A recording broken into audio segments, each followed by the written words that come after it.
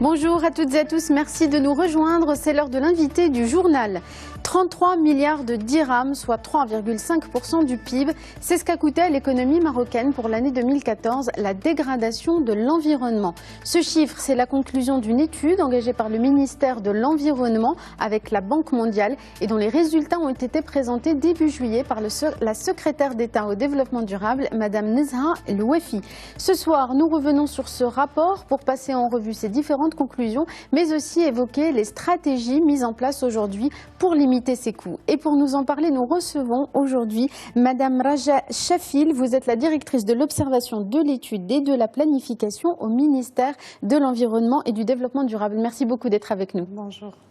Alors, Madame Chafil, avant de passer en revue les principaux chiffres qu'il faut retenir de l'étude, est-ce que vous pouvez d'abord nous dire un mot du cadre dans lequel elle s'inscrit? Alors, pour le cadre, cette étude en fait est une évaluation monétaire des coûts de dégradation de l'environnement. Donc, au-delà de son caractère et d'outils à la prise de décision, c'est également un outil pédagogique qui permet justement de démontrer que quand on dégrade l'environnement, ça n'a pas des impacts uniquement sur les ressources naturelles, mais que ça a un impact sur toute la société et surtout des impacts en termes monétaires et donc en termes économiques. Alors, la méthodologie qui est retenue, vous évaluez justement cet impact sur 3 niveaux, le social, l'économique et l'environnemental. Exactement. Donc, tout d'abord, on a mené cette étude sur les principales composantes de l'environnement. Par exemple, la qualité de l'air, l'eau, le littoral, les forêts. La dégradation des sols, la pollution par les déchets, etc. Et effectivement, donc, on a regardé les impacts monétaires à 3 niveaux.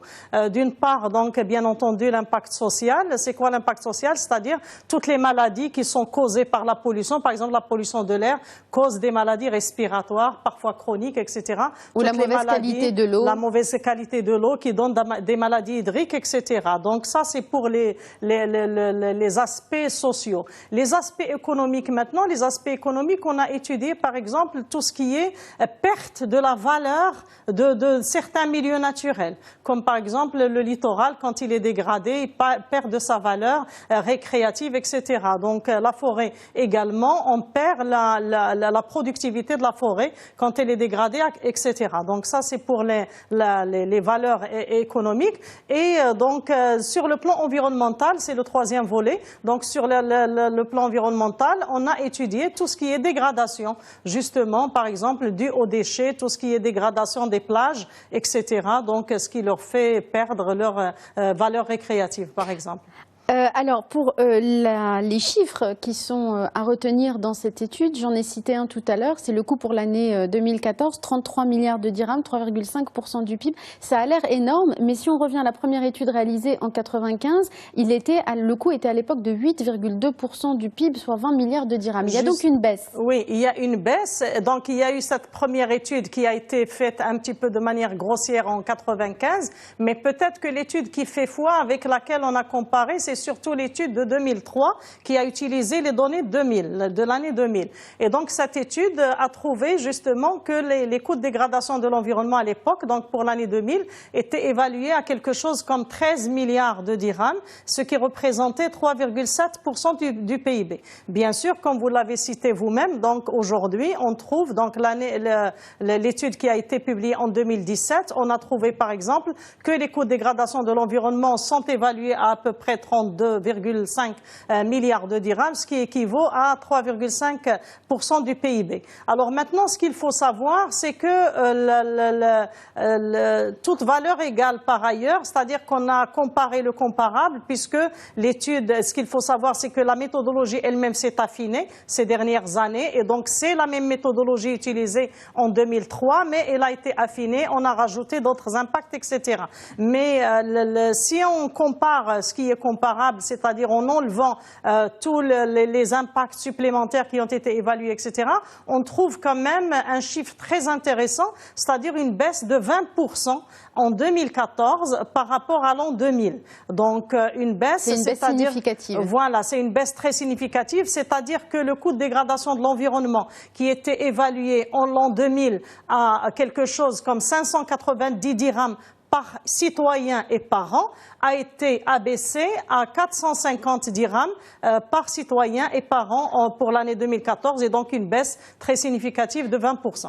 Alors, si on regarde maintenant par domaine étudié, l'eau, l'air, le sol, etc., quels sont les chiffres où les domaines où le Maroc est bon élève, où les coûts se sont considérablement réduits et où, par contre, avons-nous encore des progrès à faire? Où se situent encore les points noirs? Oui, alors les points noirs. Donc, ce qu'il faut savoir d'abord, c'est que les baisses qui ont été enregistrées de moins 20% donc aujourd'hui par rapport à l'an 2000 ont été enregistrées surtout, pour plusieurs secteurs, mais surtout pour deux secteurs particuliers, à savoir le secteur de la pollution de l'eau et le secteur des déchets. Et donc, pourquoi? On le sait, donc le gouvernement du Maroc a déjà mis en place depuis plusieurs années donc deux programmes nationaux très importants, le programme national de gestion des déchets ménagers et assimilés et le programme national d'assainissement liquide. Alors juste pour un chiffre, pour ce qui est des déchets municipaux, le coût qui est lié à la gestion de ces déchets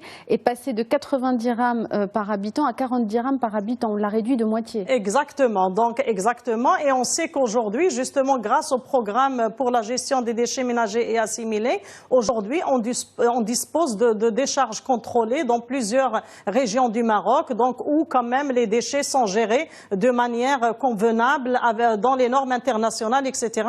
Alors qu'avant, par exemple, les déchets étaient entassés dans des décharges sauvages et presque sans aucun traitement. Et pareil aussi pour l'eau.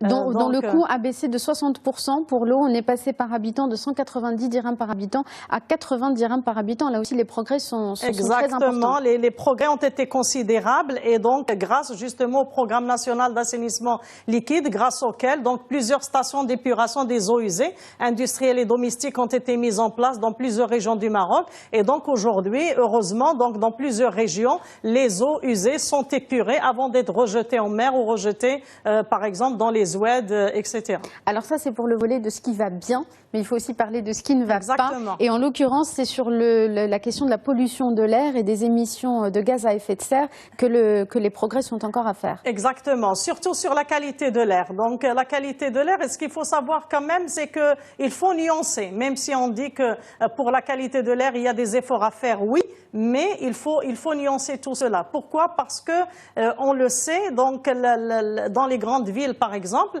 le nombre de voitures, si on prend que cela, le nombre de voitures, par exemple, qui circulaient en l'an 2000, c'est pas le même nombre de voitures. Voilà, c'est considérablement accru. Donc, on a beaucoup plus de voitures circulantes. Il y a plus d'unités industrielles qui se sont installées depuis, etc.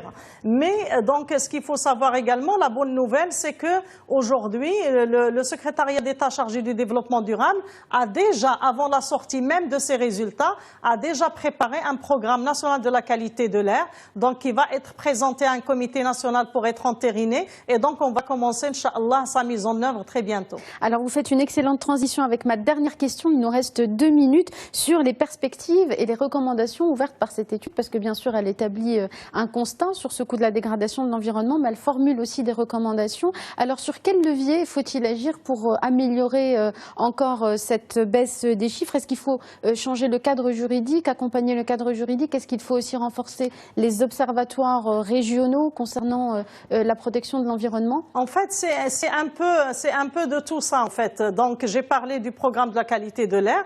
Ce programme-là, sur l'amélioration de la qualité de l'air, déjà, quand on va commencer à l'appliquer, donc ça va contribuer beaucoup donc, à l'amélioration de la qualité de l'air. Il faut bien entendu renforcer les deux programmes dont j'ai parlé, de gestion des déchets ménagers et le programme d'assainissement liquide, mais il faut aller également au-delà. Donc, comme vous l'avez dit vous-même, donc en renforçant justement le cadre législatif et réglementaire, il est déjà bien étoffé, le cadre législatif et réglementaire, mais il faudrait aller peut-être vers plus d'applications et c'est ce que notre ministère est en train de faire. Vous le savez, donc il y a un corps de police de l'environnement maintenant qui est là, il y a les études d'impact sur l'environnement donc qui deviennent obligatoires pour tout projet, etc. Donc il y a plein de mesures, mais surtout, je voudrais citer peut-être la stratégie nationale donc la stratégie nationale de développement durable, donc qui vient d'être présentée devant Sa Majesté le Roi donc dernièrement et qui elle émane de la Charte nationale de l'environnement et du développement durable et dont la mise mise en œuvre sur le terrain va contribuer beaucoup à l'amélioration de la qualité de l'environnement au Maroc. Merci beaucoup, Madame Raja Chafil. Je rappelle que vous êtes directrice de l'observation, de l'étude et de la planification au ministère de l'Environnement et du Développement durable. Merci beaucoup d'avoir été avec nous. Merci à vous de m'avoir invité. Merci à vous tous et à vous toutes de nous avoir suivis. C'est la fin de cet invité du journal. Restez avec nous, la suite de l'information dans un instant sur Média TV.